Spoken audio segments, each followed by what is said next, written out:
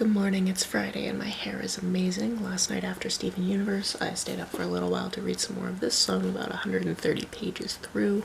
Super enjoying it. I know that Natasha also started this book and had to nope out of it, and I completely understand why, given the first chapter.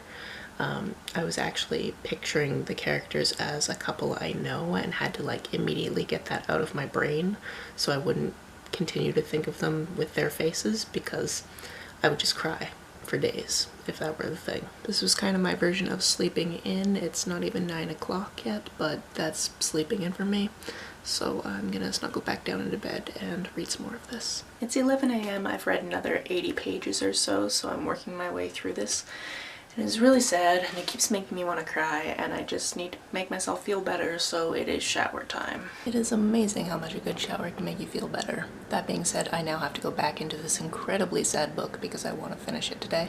I also have to run Twitter sprints today for Valentine's at 2, so I'm wondering if I should go out for lunch, if I can even afford to go out for lunch and read there. The extra challenge in that, of course, being that I would have to avoid crying in public, so that could be fun. As a shock to absolutely nobody who knows me, I'm on my way to the pub. I would definitely give up on shoveling too if my shovel just came off the handle. So I was reading in the pub, and yes, I definitely teared up at some points, but it was good to actually get some proper food in me, like vegetables. The street is never populated, but as soon as I want to vlog it is. I had to tuck down an alley to talk to you. So I'm reading in the pub, and it gets to the point where I'm just like, I should probably pay you and leave before I start just like sobbing in the pub, and my waitress is like, what are you reading? And before you know it, I'm already recommending all of Taylor Jenkins Reid's books, even though this is only the second one I've ever read. Cue the third judgmental look I've gotten while trying to record this. Before I know it, I'm recommending books to my waitress and paying so I can go home and continue reading without full-on sobbing, because it's so good. Like,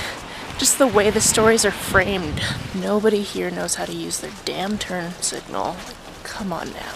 Anyway, I'm about an hour away from having to do Twitter sprints anyway, so I had to go home anyway. It's fine. I'm gonna go home. I'm probably gonna cry there.